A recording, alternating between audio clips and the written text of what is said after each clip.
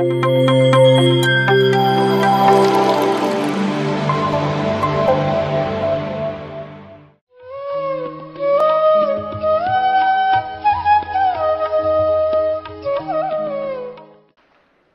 ಧ್ಯಾನಯೋಗಿಯ ಬೋಧನೆಗಳನ್ನು ನಾವು ಒಂದೊಂದೇ ಆಗಿ ಅವ್ರ ಜೊತೆ ಸಾಂಗತ್ಯವನ್ನು ಪಡೆದಂಥ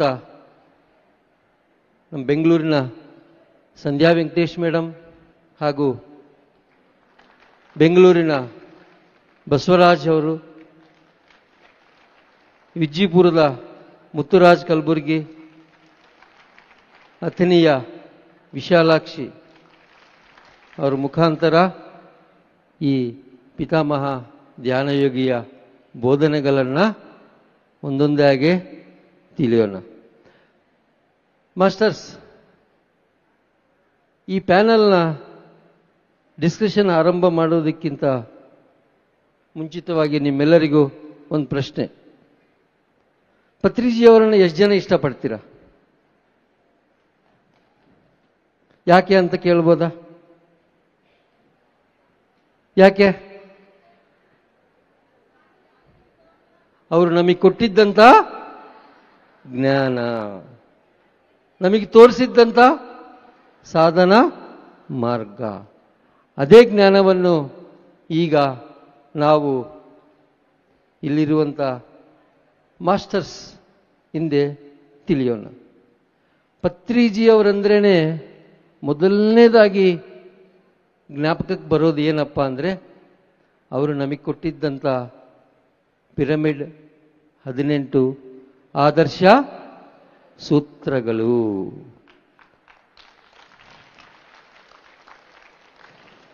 ಈ ಭೂಮಂಡಲ ಎಲ್ಲಿಯವರೆಗೂ ಇರುತ್ತೋ ಅಲ್ಲಿಯವರೆಗೂ ಇರುವಂಥ ಜೀವನದ ಮಾರ್ಗದರ್ಶಕ ಸೂತ್ರಗಳು ಏನಪ್ಪ ಅಂದರೆ 18 ಆದರ್ಶ ಸೂತ್ರಗಳು.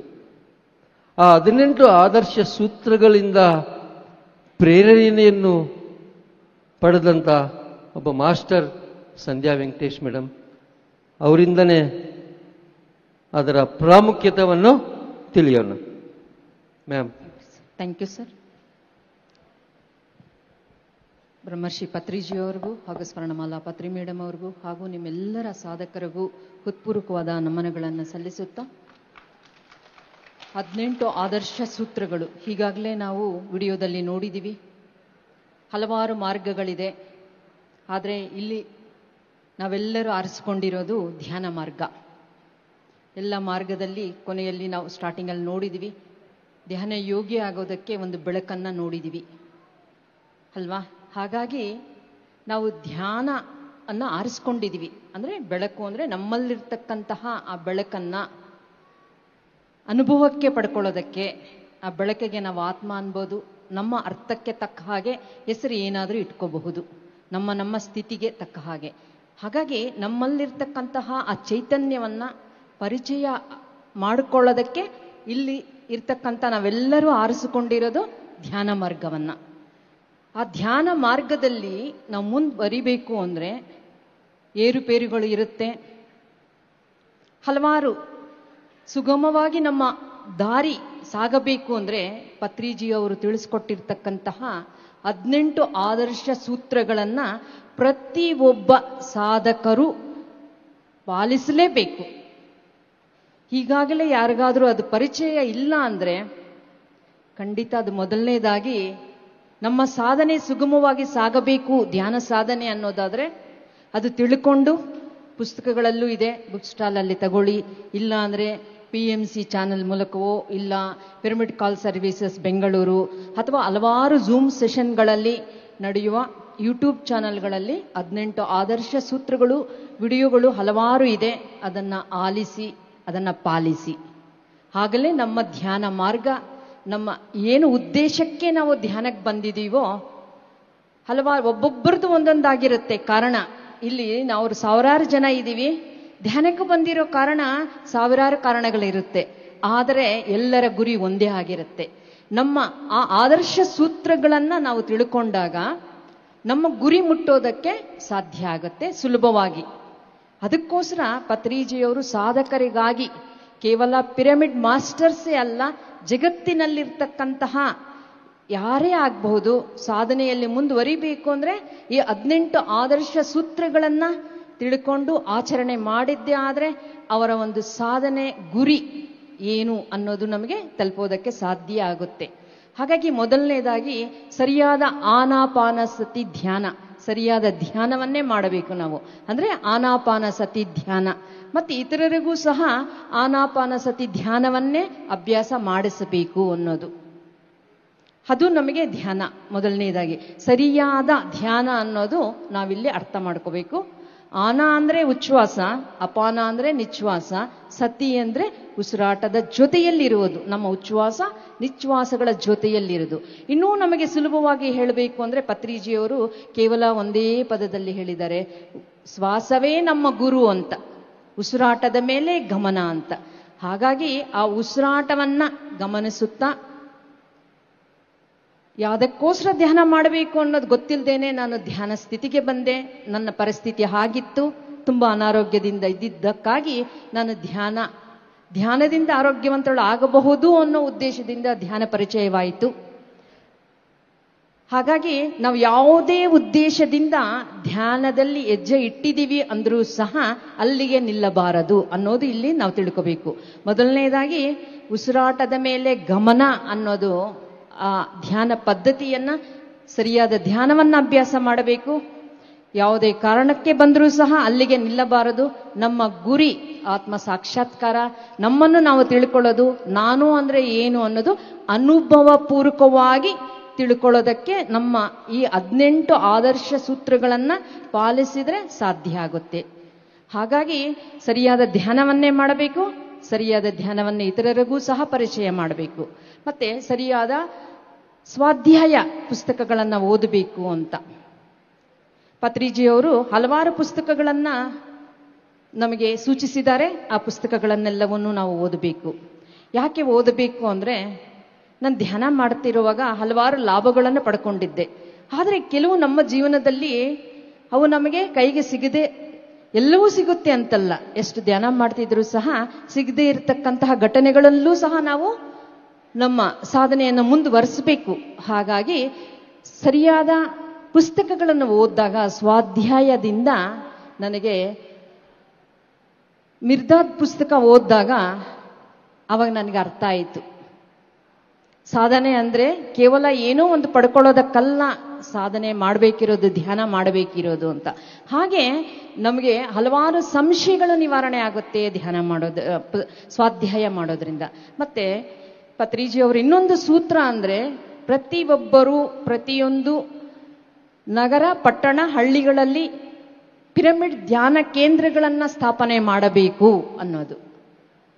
ಯಾಕೆ ಮಾಡಬೇಕು ಅನ್ನೋದಾದ್ರೆ, ಧ್ಯಾನ ಕೇಂದ್ರ ಇದ್ದಾಗ ನಾವು ಸಾಧಕರು ಒಂದು ಕಡೆ ಸೇರಿ ಈ ತರ ನಮ್ಮ ಸಾಧನೆಯಲ್ಲಿ ಏರುಪೇರುಗಳು, ಅಡಚಣೆಗಳು ಬಂದಾಗ ಅದರಿಂದ ಮುಂದೆ ನಮ್ಮ ಸಾಧನೆ, ನಮ್ಮ ಗುರಿ ಗೊತ್ತಿದೆಯಲ್ಲ, ನಮ್ಮನ್ನು ನಾವು ತಿಳ್ಕೊಳ್ಳೋವರೆಗೂ ನಮ್ಮ ಧ್ಯಾನ ಸಾಧನೆ ಮುಂದುವರಿಬೇಕು.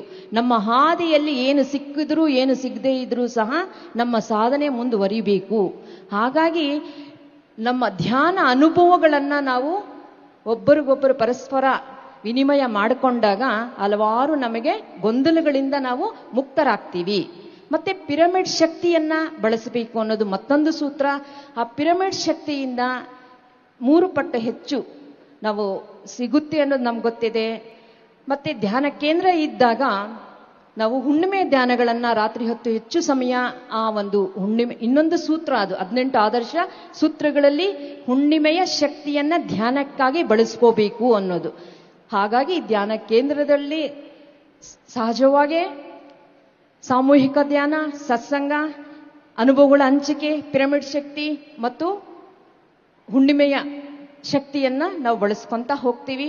ಹಾಗಾಗಿ ನಮ್ಮ ಗುರಿಯನ್ನ ನಾವು ಸುಲಭವಾಗಿ ಮುಟ್ಟೋದಕ್ಕೆ ಸಾಧ್ಯ ಆಗುತ್ತೆ. ನಮ್ಮ ಶ್ವಾಸವೇ ನಮ್ಮ ಗುರು ಅನ್ನೋದನ್ನ ನಾವು ಗಮನದಲ್ಲಿಟ್ಕೋಬೇಕು. ಮತ್ತೆ ಇಲ್ಲಿ ಇನ್ನೊಂದು ಹೇಳೋದೇನೆಂದ್ರೆ, ಪತ್ರಿಜಿಯವರ ಸೂತ್ರ 18 ಸೂತ್ರಗಳಲ್ಲಿ ಅಂದ್ರೆ, ನಮ್ಮ ಸಮಸ್ಯೆಗಳನ್ನ ನಮ್ಮ ಸ್ವಯಂ ಧ್ಯಾನ ಶಕ್ತಿಯಿಂದಲೇ ನಮಗೆ ನಾವೇ ಬಗೆಹರಿಸಿಕೋಬೇಕು. ಇದು ನಾವು ಯಾವಾಗಲೂ ನೆನ್ಪಿಟ್ಕೋಬೇಕು ಸ್ನೇಹಿತರೆ. ನಾವು ಒಂದು ಕಡೆ ಧ್ಯಾನ ಮಾಡ್ತಿರ್ತೀವಿ, ಆದರೆ ನಮ್ಮ ಶಕ್ತಿ ಇಂದ ನಾವು ನಮ್ಮ ಸಮಸ್ಯೆಗಳಿಂದ ಮುಕ್ತರಾಗೋದಕ್ಕೆ ಬದಲು ಶಾರ್ಟ್ಕಟ್ ಹುಡುಕ್ತೀವಿ. ಶಾರ್ಟ್ಕಟ್ ಅನ್ನೋದು ಸಾಧನೆಯಲ್ಲಿ ಇಲ್ಲವೇ ಇಲ್ಲ ಸ್ನೇಹಿತರೆ.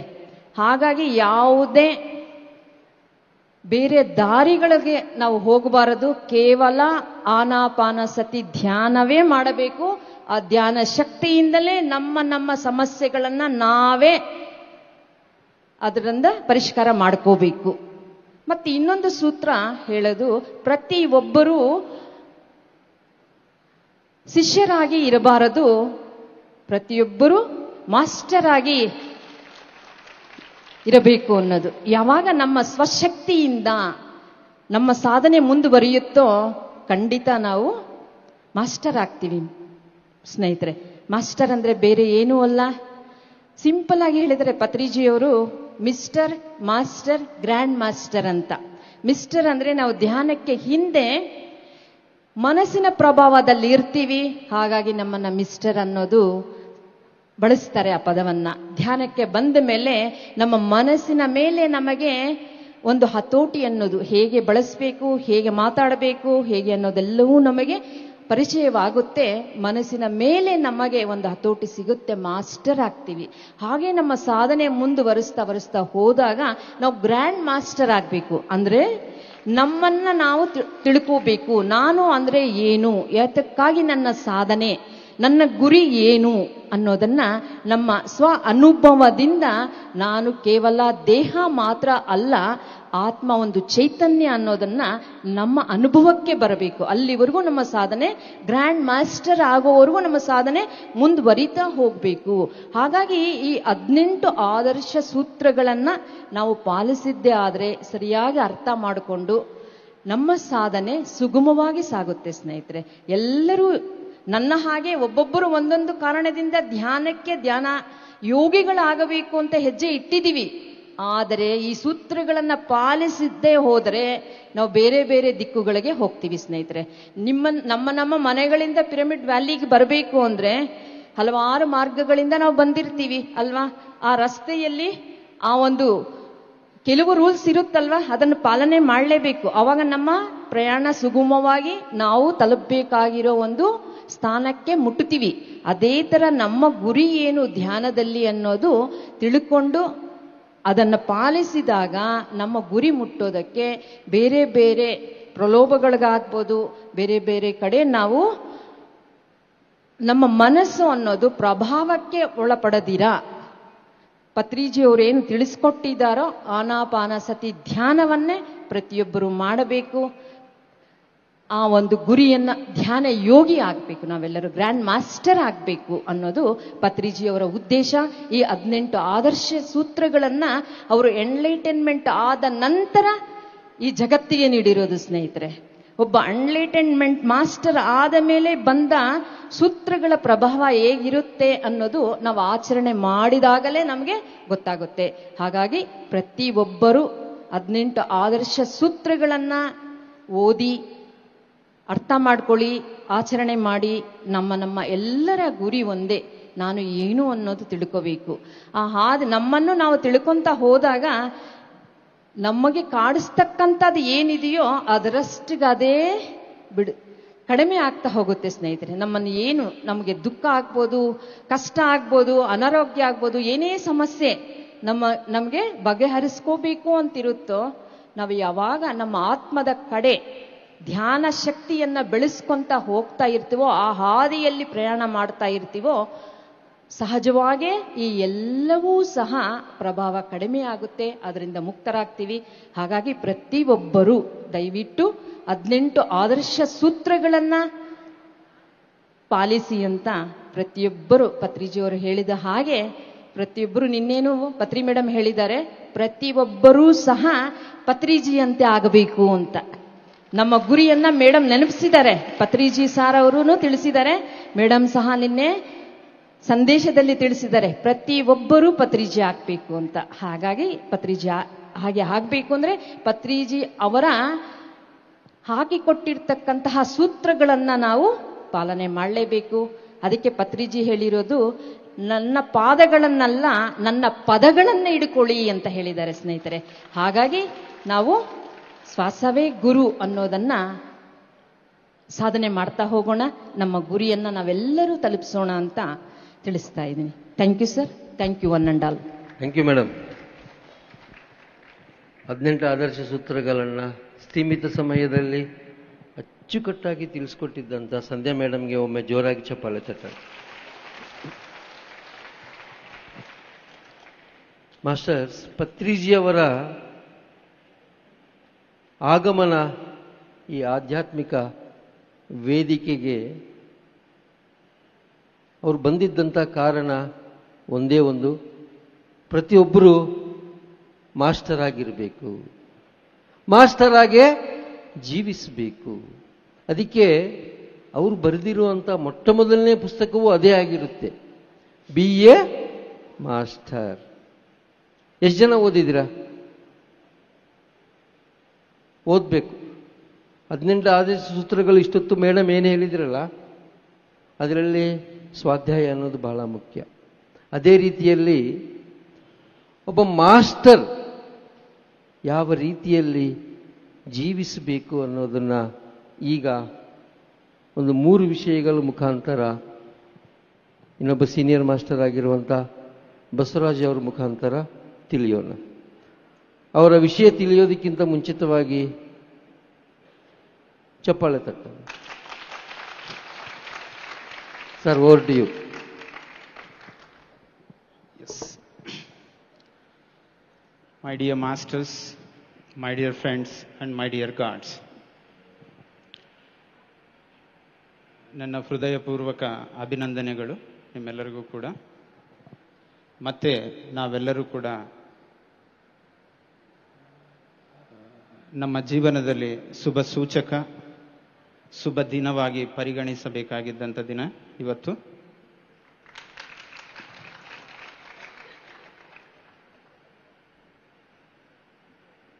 ಇವತ್ತು ನಮಗೆ ಮಾರ್ಗದರ್ಶನಾಗಿ ನಿಂತಿದ್ದಂಥ ಪತ್ರಿಜಿಯವರು, ಮಾರ್ಗದರ್ಶನಕ್ಕೆ ನಿಂತಿದ್ದಂಥ ವ್ಯಕ್ತಿ ಹಿಡ್ಕೊಂಡ್ರೆ ಏನೂ ಬರಲ್ಲ. ಅವರ ಮಾರ್ಗದರ್ಶನ ಎಲ್ಲಿಗೆ ಗುರಿ ತಲುಪಿಸ್ತಿದೆಯೋ ಆ ಗುರಿನ ನಾವು ಹಿಡಿದರೆ ನಾವೇ ಗುರುವಾಗ್ತೀವಿ. ಆ ಗುರುವನೇ ಮೇಡಮ್ ಈಗ ಏನಂತ ಹೇಳಿದರು, ಗ್ರ್ಯಾಂಡ್ ಮಾಸ್ಟರ್ ಅಂತ ಹೇಳಿದರು. ಆದರೆ ಪತ್ರಿ ಸರ್ ಒಂದು ಬುದ್ಧ ಪೌರ್ಣಿಮಾ ಸೆಲೆಬ್ರೇಷನ್ಸಲ್ಲಿ ಕೂಡ ಈ ಟಾಪಿಕ್ನ ಹೇಳಿದರು, ನೋ ಜಡ್ಜ್ಮೆಂಟ್, ನೋ ಕಂಪ್ಲೈಂಟ್, ನಾನ್ ಇಂಟರ್ಫಿಯರೆನ್ಸ್ ಅಂತ. ಇದ್ರ ಬಗ್ಗೆ ನಿಮ್ಮ ಹತ್ರ ಇವತ್ತು ಹಂಚ್ಕೊಳ್ಳೋಣ ಅಂತ ಈ ಅವಕಾಶ ನನಗೆ ಸಿಕ್ಕಿದೆ. ಮತ್ತೊಮ್ಮೆ ಕೃತಜ್ಞತೆಗಳು ಎಲ್ಲರಿಗೂ. ಜಡ್ಜ್ಮೆಂಟ್, ಮನಸ್ಸಲ್ಲಿ ಎಷ್ಟು ಜಡ್ಜ್ಮೆಂಟ್ಸ್ ಮಾಡ್ತಾನೇ ಇರ್ತೀವಿ. Right R wrong? ಮಾಡ್ತೀವಾ ಇಲ್ವಾ? ಆದರೆ ಕೋರ್ಟಲ್ಲಿ ಏನಕ್ಕೆ ಜಡ್ಜ್ಮೆಂಟ್ ಟೈಮ್ ತಗೊಳ್ತಾ ಇದೆ ಗೊತ್ತಾ? ಅವರು ನಿಜ ತಿಳಿಲಿದ್ದಷ್ಟುವರೆಗೂ ಜಡ್ಜ್ಮೆಂಟ್ ಕೊಡಲ್ಲ. ನಾವು ನಿಜನೇ ಗೊತ್ತಿಲ್ಲ, ಜಡ್ಜ್ಮೆಂಟ್ ಕೊಡ್ತಾ ಇದ್ದೀವಿ. ಇದರಿಂದ ಏನಾಗ್ತಿದೆ? ನಮ್ಮ ಕರ್ಮ ಬೆಳೀತಾ ಇದೆ. ಏನಾಗ್ತಿದೆ? ಈ ಕಡೆ ಧ್ಯಾನ ಮಾಡ್ತೀನಿ, ಆ ಕಡೆ ಜಡ್ಜ್ಮೆಂಟ್ ಮಾಡ್ತೀನಿ. ಈ ಧ್ಯಾನ ಯಾವತ್ತನ ಬಗೆಹರಿಯುತ್ತಾ? ಯಾಕೆ ಯಾಕೆ ಬಗೆಹರಿಯಲ್ಲ? ಎಲ್ಲಿ ಬರಿತಿದ್ದೀನೋ ಇನ್ನೊಂದು ಕಡೆ ಅಳಿಸ್ತಾ ಬರ್ತಿದ್ದೀನಿ. Right R wrong? ಅದಕ್ಕೆ ನಮಗೆ ನಿಜವೂ ಸತ್ಯವೂ ತಿಳಿಲಿಲ್ಲ ಅಂದರೆ ಜಡ್ಜ್ ಮಾಡಾಕೆ ಹೋಗಬಾರದು. ಇಷ್ಟೇ ಕಾನ್ಸೆಪ್ಟ್, ಸಿಂಪಲ್. ಪತ್ರಿಜಿ ಅವರು ಒಂದರ ಬಗ್ಗೆ ನೀನು ಜಡ್ಜ್ಮೆಂಟ್ ತಗೊಳ್ಬೇಕಾಗಿದ್ದಂಥ ಅವಶ್ಯಕತೆ ಬಂದರೆ you should collect the information up to the Himalayas ಅಂತ ಹೇಳೋರು. ಎಷ್ಟು ಕಲೆಕ್ಟ್ ಮಾಡಬೇಕು? ಹಿಮಾಲಯ ಬೆಟ್ಟದಷ್ಟು ಇನ್ಫಾರ್ಮೇಶನ್ ಕಲೆಕ್ಟ್ ಮಾಡಬೇಕು. ಯಾಕೆ ಅಂತಂದ್ರೆ ಯಾವ ವ್ಯಕ್ತಿ ಕೆಟ್ಟವನೂ ಅಲ್ಲ ಒಳ್ಳೆಯವನೂ ಅಲ್ಲ. ಅವರವರ ಪರಿಸ್ಥಿತಿಗಳು, ಅವರವರ ಜನ್ಮ, ಅವರವರ ಕರ್ಮದ ಪರಿಸ್ಥಿತಿಗಳಲ್ಲಿ ಅವರು ಹಾಗಿರ್ತಾರೆ ಅಷ್ಟೇ. ಏನೂ ಗೊತ್ತಿಲ್ಲ. ಇವತ್ತು ನಿರ್ಣಯ ಮಾಡಿದ್ರೆ ನಾಳೆ ಬದಲಾವಣೆ. ಹೌದಾ ಅಲ್ವಾ? Right or wrong? ಹುಟ್ಟಿದಾಗಿಂದ ಹಾಗೆ ಇದೀವ? ಇಲ್ವಲ್ಲ. ರೈಟ್? ಅದಕ್ಕೆ ಜಡ್ಜ್ಮೆಂಟ್ ಅನ್ನೋದು ನಮ್ಮ ಕರ್ಮನ ಬೆಳೆಸುತ್ತೆ, ನಮ್ಮ ಅಭಿವೃದ್ಧಿಯನ್ನು, ಪುರೋಗತಿಯನ್ನು ಕಮ್ಮಿ ಮಾಡುತ್ತೆ. ಅದಕ್ಕೆ ಇವತ್ತಿಂದ ಎಷ್ಟು ಜನ ರೆಡಿ ಇದ್ದೀರಾ ಪ್ರಾಮಿಸ್ ಮಾಡೋದಕ್ಕೆ ಜಡ್ಜ್ಮೆಂಟ್ ಮಾಡಲ್ಲ ಅನ್ನೋದಕ್ಕೆ? ಡೌಟಾ? Okay, no complaint. ಕಂಪ್ಲೇಂಟ್ ಬಗ್ಗೆ ಮನೆಯಲ್ಲಿ ಇಬ್ಬರು ಮಕ್ಕಳಿದ್ರೆ ಸಾಕು, ಕಂಪ್ಲೇಂಟ್ಸ್ ಬೇಜನ ಅಲ್ವಾ? ಚಕ್ಕ ಕಂಪ್ಲೇಂಟ್ಸ್ ಆಗ್ತಿರ್ತೀವಿ. ಹೌದಲ್ವಾ? ಯಾಕೆ ಹೇಳಿ? ಏನಕ್ಕೆ ಅಷ್ಟು ಸ್ಪೀಡಾಗಿ ಕಂಪ್ಲೇಂಟು? ಬೇಗ ಹೇಳ್ಬಿಡ್ಬೋದು, ಏನಾಗಲ್ಲ. ಕಂಪ್ಲೇಂಟ್ ಹೇಳಿದ್ರು ಏನಾಗಲ್ಲ. ಪೊಲೀಸ್ ಸ್ಟೇಷನಲ್ಲಿ ನೀವು ಒಂದು ಕಂಪ್ಲೇಂಟ್ ಕೊಡಿ, FIR ಹಾಕ್ತಾರೆ. ಅದು ತಪ್ಪು ಅಂತ ಗೊತ್ತಾದ್ರೆ ಶಿಕ್ಷೆ ನಿಮಗೆ ಗೊತ್ತಾ? ನಿಮಗೆ ಮನೆಯಲ್ಲಿ ಆ ಶಿಕ್ಷೆ ಇಲ್ಲ, ಅದಕ್ಕೆ ಕಂಪ್ಲೇಂಟ್ಸ್ ಸಿಕ್ಕಾಪಟ್ಟೆ ಹೇಳ್ತೀರ. Right or wrong? ಕಂಪ್ಲೇಂಟ್ ಏನಕ್ಕೆ ಬರ್ತಿದೆ ಅಂತಂದ್ರೆ, ನನ್ನಲ್ಲಿ ಏನೇನು ಕೊರತೆ ಇದೆಯೋ, ನನ್ನಲ್ಲಿ ಏನೇನು ದುಃಖ ಇದೆಯೋ ಅದನ್ನ ಸಾಲ್ವ್ ಮಾಡ್ಕೊಳಕ್ ಆಗ್ಲಿದ್ದಾಗ, ಅದಕ್ಕೆ ದಾರಿ ಗೊತ್ತಿಲ್ದಾಗ ಆ ಮನುಷ್ಯ ಏನ್ ಮಾಡ್ತಾನೆ ಅಂತಂದ್ರೆ ಅಳ್ತಾನೆ. ಆ ಹಳೋ ದುಃಖದಲ್ಲೇ ಅವನು ಸರಿಯಿಲ್ಲ, ಇವನು ಸರಿಯಿಲ್ಲ ಅಂತ ನಾವು ಹೇಳ್ತಾ ಬರ್ತಿರ್ತೀವಿ. ಯಾಕೆ ಅವರು ಸರಿ ಇಲ್ಲ ಅಂತಂದ್ರೆ, ನಾನು ಸರಿಯಾಗಿ ನೋಡೋದೇ ಕಲ್ತಿಲ್ಲ. ಏನ್ ಕಲ್ತಿಲ್ಲ? ಹೇಗ್ ಸರ್ ನೋಡೋದು? ಹೀಗ ಅಂತಲ್ಲ, ಅಂತರ ದೃಷ್ಟಿಕೋನದಿಂದ ನೋಡೋದು.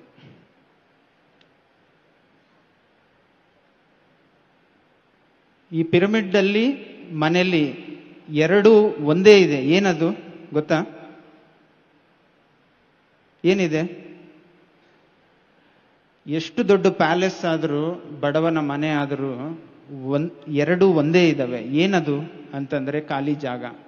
ಎಷ್ಟು ದೊಡ್ಡ ಪ್ಯಾಲೇಸ್ ಆದರೂ ಕೂಡ ಅವನು ಹೋಗಿ ಗೋಡೆ ಮೇಲೆ ಮಲಗಲ್ಲ, ನೆಲದ ಮೇಲೆ ಮಲಗಲ್ಲ, ಖಾಲಿ ಜಾಗದಲ್ಲೇ ಜೀವನ ಮಾಡಬೇಕು. ಬಡವನು ಖಾಲಿ ಜಾಗದಲ್ಲೇ ಜೀವನ ಮಾಡಬೇಕು. ರೈಟ್? ಈ ತರ ಎರಡರಲ್ಲೂ ಕೂಡ ಒಂದೇ ಇದೆ ಅನ್ನೋ ದೃಷ್ಟಿಕೋನವನ್ನು ನನಗೆ ಯಾವಾಗ ಬರುತ್ತೋ ಅವಾಗ ಕಂಪ್ಲೇಂಟೇ ಇರಲ್ಲ. ಇದನ್ನೇ ಅಯ್ಯಪ್ಪ ಅವರು 12th ಚಕ್ರ ಒನ್ನೆಸ್ ಅಂತ ಏನ್ ಹೇಳಿದ್ರು ಅಂದ್ರೆ, ಏಕತ್ವದ ದೃಷ್ಟಿಕೋನ ನನ್ನಲ್ಲಿ ಬರಬೇಕು. ನಮ್ಮ ವಿಶ್ವವನ್ನು ಏನಂತ ಕರೀತಾರೆ ಇಂಗ್ಲಿಷಲ್ಲಿ? ಯೂನಿವರ್ಸ್ ಅಂತಾರೆ ಅಲ್ವಾ? India verse, earth verse, Mars verse ಅನ್ನಲ್ಲ. ಯಾಕೆ? ವಿಶ್ವವೆಲ್ಲ ಒಂದೇ, ನಾವು ಕೂಡ ಎಲ್ಲ ಒಂದೇ. ಆ ದೃಷ್ಟಿಕೋನ ನನಗೆ ಬರಲಿದ್ದಷ್ಟುವರೆಗೂ ಕೂಡ ನನಗೆ ಕಂಪ್ಲೇಂಟ್ ಸ್ಟಾಪ್ ಆಗಲ್ಲ. ಅಂಡರ್ಸ್ಟ್ಯಾಂಡ್? ಅರ್ಥ ಆಯ್ತಾ? ನಾನ್ ಇಂಟರ್ಫಿಯರೆನ್ಸ್. ಇನ್ನೊಬ್ಬರ ಜೀವನದಲ್ಲಿ ನೀನು ಎಂಟ್ರಿ ಕೊಡಬೇಡ ಅಂತ. ಸರ್ ಅದೆಂಗೆ ಸರ್ ಜೀವನದಲ್ಲಿ ಎಂಟ್ರಿ ಕೊಡದೆ ಹೆಂಗ್ ಸರ್ ಜೀವನ ಎಂಟ್ರಿ ಆಗುತ್ತೆ ಅಂತಂದ್ರೆ, ನಿಮ್ಮ ಮೊಬೈಲ್ ಫೋನ್ಸ್ ಎಲ್ಲ ತಂದ್ಕೊಂಡಿದ್ದೀರಲ್ಲ ಪಿರಮಿಡ್ಗೆ, ಚಾರ್ಜಿಂಗ್ ಬೇಕಂತ ಪ್ಲಗ್ ಹಾಕಿ ಚಾರ್ಜಿಂಗ್ ತಗೊಳ್ತಾ ಇರ್ತೀರ. What it is? ಎನರ್ಜಿ. ಹೌದಾ ಅಲ್ವಾ? ಎಲ್ಲ ಕಡೆ ಕರೆಂಟ್ ಇದೆ, ಎನರ್ಜಿ ತಗೊಳ್ತಾ ಇದ್ದೀರಾ. ಹೌದಾ ಅಲ್ವಾ? ನೀವು ಯಾರ ಬಗ್ಗೆ ಆದರೆ ಯೋಚನೆ ಮಾಡೋ ಸ್ಟಾರ್ಟ್ ಮಾಡಿದ್ರೆ ನಿಮ್ಮ ಬ್ರೈನಲ್ಲಿ ಅವರಿಗೆ ಜಾಗ ಕೊಟ್ಟಂಗ ಅಲ್ವಾ? Right or wrong? ಜಾಗ ಕೊಟ್ಟಿದ ತಕ್ಷಣನೇ ಅವರು ಪ್ಲಗ್ ನಿಮಗೆ ಹಾಕೊಂಡಿದ್ದೀರಾ, ಅವನು ಎನರ್ಜಿ ಎಳ್ಕೊಂತಾ ಇರ್ತಾನೆ. ಅರ್ಥ ಆಯ್ತಾ? ನನ್ನ ಜೀವನ ಉದ್ಧಾರ ಆಗಲ್ಲ. ಯಾಕೆ? ಎಲ್ಲಾರ ಜೀವನದಲ್ಲಿ ಏನ್ ನಡೀತಿದೆಯೋ ಅದೇ ನನಗೆ ಇಂಪಾರ್ಟೆಂಟ್. ನನಗೇನ್ ಬೇಕೋ ಬೇಕಾಗಿಲ್ಲ. ನನ್ನ ಎನರ್ಜಿ ಎಲ್ಲಿಗೆ ಹೋಗ್ತಾ ಇದೆ? ಇನ್ನೊಬ್ಬರಿಗೆ ನಾನೇ ಡೋರ್ ಓಪನ್ ಮಾಡಿ ಪ್ಲಗ್ ಹಾಕೊಳ್ಳಿ ಅಂತ ಕೊಟ್ಟಿದ್ದೀನಿ. ನನ್ನ ಎನರ್ಜಿ ತಗೊಳ್ಳಿ. ರೈಟ್? ಇಂಟರ್ಫಿಯರೆನ್ಸ್ ಅನ್ನೋದು ಮಾಡಬೇಕಾಗಿದ್ದು ಇಲ್ಲಿ ಅಲ್ಲಲ್ಲ, ಎಲ್ಲಿ ಮಾಡ್ಬೇಕು ಇಂಟರ್ಫಿರೆನ್ಸು? ಇಲ್ಲಿ ನನ್ನಲ್ಲಿ ನಾನು ಇಂಟರ್ಫಿರೆನ್ಸ್ ಆದರೆ ಅವಾಗ ನಾನ್ ಇಂಟರ್ಫಿರೆನ್ಸು ನಾನು ಇಂಟರ್ಫಿರೆನ್ಸ್ ಆಗಬೇಕು. ಕನ್ನಡ ಇದು. ನಾನು ಇಂಟರ್ಫಿರೆನ್ಸ್ ಆಗಬೇಕು, ನಾನು ಇಂಟರ್ಫಿರೆನ್ಸ್ ಬೇರೆದ್ರಲ್ಲಿ ಆಗಬಾರ್ದು. Okay, thank you masters.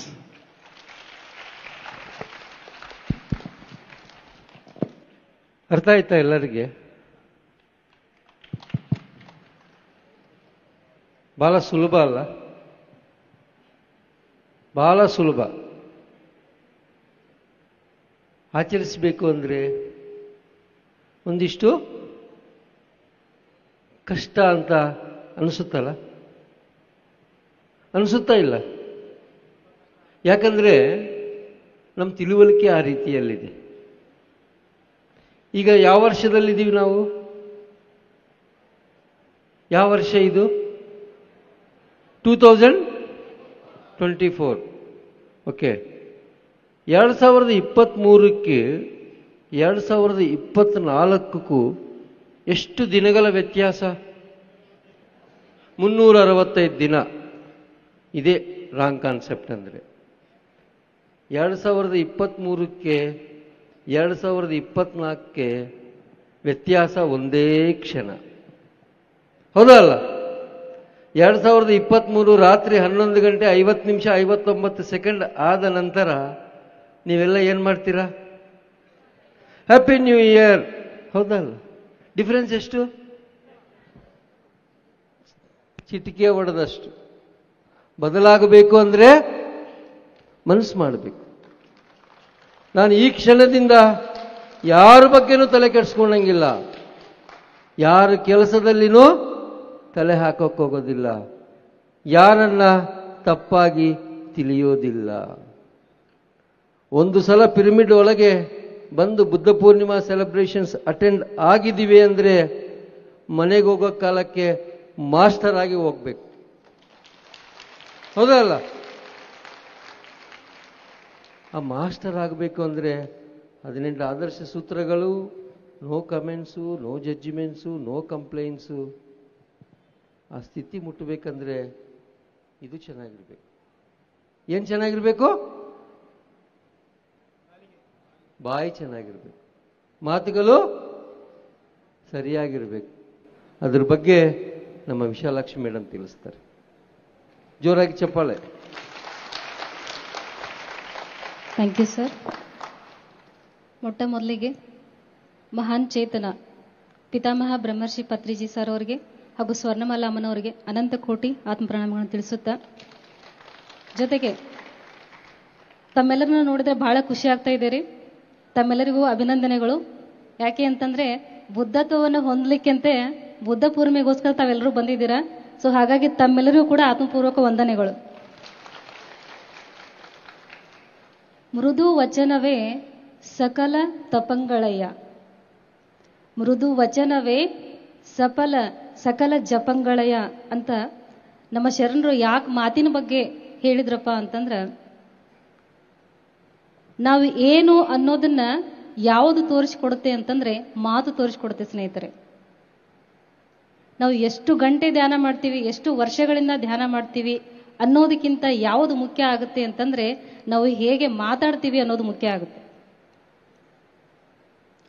ಯಾಕೆ ಅಂತಂದ್ರೆ ಮಾತಿನಲ್ಲಿ ಸ್ಪಷ್ಟತೆ ಇರಬೇಕು, ಮಾತಿನಲ್ಲಿ ಜ್ಞಾನ ಇರಬೇಕು, ಮಾತಿನಲ್ಲಿ ಸತ್ಯ ಇರಬೇಕು. ಹಾಗಾಗಬೇಕು ಅಂತಂದ್ರೆ ಮಾತಿನ ಮೇಲೆ ಗಮನ ಇರಬೇಕು. ಆ ಮಾತಿನ ಮೇಲೆ ಗಮನ ಹರಿಸುವುದಕ್ಕೆ ಜ್ಞಾನ ಯೋಗ ಅಂತ ಕರೀತಾರೆ. ಶ್ವಾಸದ ಮೇಲೆ ಗಮನ ಧ್ಯಾನ ಯೋಗ ಆದರೆ ಮಾತಿನ ಮೇಲೆ ಗಮನ ಜ್ಞಾನ ಯೋಗ. ಒಂದ್ಸರಿ ಎಲ್ಲರೂ ನನ್ನ ಜೊತೆಗೆ ಹೇಳಿ, ನಾನು ಹೇಳ್ತೀನಿ. ನಾವೆಲ್ಲರೂ ಬುದ್ಧರೇ. ಜೋರಾಗಿ ಹೇಳಿ, ನಾವೆಲ್ಲರೂ ಬುದ್ಧರೇ, ನಾವೆಲ್ಲರೂ ಬುದ್ಧರೇ. ಹಾ ಮಾಸ್ಟರ್ಸ್, ನಾವೆಲ್ಲರೂ ಬುದ್ಧರಲ್ವಾ? ಬುದ್ಧರಾಗೋದಕ್ಕೆ ಇಲ್ಲಿ ಬಂದಿದ್ದಲ್ವಾ? ಹಾಗಾದ್ರೆ ಇದನ್ನ ನಾವು ಹೇಗೆ ಉಪಯೋಗಿಸ್ಕೋಬೇಕು, ಯಾವ ಯಾವ ಸಮಯದಲ್ಲಿ ಉಪಯೋಗಿಸ್ಬೇಕು, ಎಷ್ಟು ಉಪಯೋಗಿಸ್ಬೇಕು? ಅರ್ಜುನ ಕುರುಕ್ಷೇತ್ರದಲ್ಲಿ ಕೃಷ್ಣನಿಗೆ ಹೇಳಕ್ ಶುರು ಮಾಡಿದ್ರು, ಹೇ ಕೃಷ್ಣ, ನನ್ನ ತಾತ, ನನ್ನ ದೊಡ್ಡಪ್ಪ, ನನ್ನ ಮುತ್ತಾತ ಹೇಗೆ ಸಾಯಿಸೋದು? ಅವಾಗ ಕೃಷ್ಣ ಹೇಳಿದ್ದು, ಹೇ ಸ್ಟಾಪ್ ಅರ್ಜುನ, ಅಬ್ ಬಾತ್ ನೈ ಕರ್ ಸಕ್ತೆ. ಎಷ್ಟು ಅಜ್ಞಾನ ಇದೆ ನಿನ್ನ ಮಾತಲ್ಲಿ. ಯಾರು ನಿನ್ನ ತಾಯಿ, ಯಾರು ನಿನ್ನ ತಂದೆ? ಕಸ್ತ್ವಂ ಕೋಹಂ ಕೃತ ಅಯಾತ್ ಕಾಮೇ ಜನನಿ ಕೋಮೇ ತಾತಃ. ಯಾರು ನಿನ್ನ ತಾತ, ಯಾರು ನಿನ್ನ ದೊಡ್ಡಪ್ಪ? ನೀನು ಯಾರು ಅನ್ನೋದನ್ನ ಮೊದಲು ತಿಳ್ಕೊ, ಆ ನಂತರ ನೀನು ಮಾತಾಡು ಅಂತ ಹೇಳಿ ಕೃಷ್ಣ ಅರ್ಜುನನಿಗೆ ಹೇಳಿದ್ರು. ಅರ್ಜುನನ ಮಾತಲ್ಲಿ ಏನಿತ್ತು? ಅಜ್ಞಾನ ಇತ್ತು, ಜ್ಞಾನ ಇರಲಿಲ್ಲ. ಅವರಿಗೆ ಧ್ಯಾನ ಯೋಗದ ಬಗ್ಗೆ ಗೊತ್ತಿರಲಿಲ್ಲ, ಜ್ಞಾನ ಗೊತ್ತಿರಲಿಲ್ಲ. ನಾನು ಎಷ್ಟೋ ಸಾರಿ ಬಂದಿದ್ದೀನಿ ಅನ್ನುವಂಥ ಜ್ಞಾನ ಗೊತ್ತಿರಲಿಲ್ಲ. ನಾನು ಆತ್ಮ ಸ್ವರೂಪ ಅನ್ನುವಂತಹ ತತ್ವ ಗೊತ್ತಿರಲಿಲ್ಲ. ಹಾಗಾಗಿ ಅವರು ದುಃಖದ ಮಾತುಗಳನ್ನ ಹೇಳ್ತಾ ಇದ್ರು. ಆವಾಗ ಕೃಷ್ಣ ಅದನ್ನ ಸ್ಟಾಪ್ ದೆಮ್, ನಿಲ್ಸು ನಿನ್ನ ಮಾತನ್ನ, ಅಜ್ಞಾನದ ಮಾತುಗಳು ಬೇಡ. ಮಾಸ್ಟರ್ಸ್, ನಮ್ಮ ಬಾಯಿಯಿಂದ ಒಂದು ಮಾತು ಹೊರಗಡೆ ಬರ್ತಾ ಇದೆ ಅಂತಂದ್ರೆ 10 ಸಾರಿ ಯೋಚನೆ ಮಾಡಬೇಕು. ನಾವು ಸಂಪಾದಿಸಿದ ದುಡ್ಡನ್ನ ಸುಮ್ಮನೆ ಹಾಗೆ ಬಿಸಾಕ್ತಿವ? ತಗೋರಿ 1,000 ತಗೋರಿ, 20,000 ತಗೋರಿ, ಯಾರು ಕೊಡ್ತೀವ? ಇಲ್ಲ. ಹಾಗಿದ್ರೆ ಮಾತಿನ ಮೇಲೆ ಯಾಕೆ ಗಮನ ಇಲ್ಲ? ಮಾತಿನ ಮೇಲೆ ಗಮನ ಬೇಕಲ್ವಾ? ಸಿಂಪಲ್ ಎಕ್ಸಾಂಪಲ್ ಹೇಳ್ತೀನಿ. ವಾಟ್ಸಪ್ ಅಲ್ಲಿ ಮೆಸೇಜ್ ಕಳಿಸೋ ಕಾಲಕ್ಕೆ ಟೈಮ್ ಇಲ್ಲ ಅಂತ ಹೇಳಿ ಗುಡ್ ಮಾರ್ನಿಂಗ್ ಅನ್ನೋ ಸಂದೇಶವನ್ನ GM ಅಂತೆಲ್ಲ ಕಳಿಸ್ತೀವಲ್ವಾ? ವಾಟ್ಸಪ್ ಅಲ್ಲಿ ಗುಡ್ ಮಾರ್ನಿಂಗ್ ಅಂತ ಕಳ್ಸಕ್ಕಲ್ಲ, ಟೈಮ್ ಇಲ್ಲ ನಮ್ಗೆ, GN ಅಂತ ಕಳಿಸ್ತೀವಿ.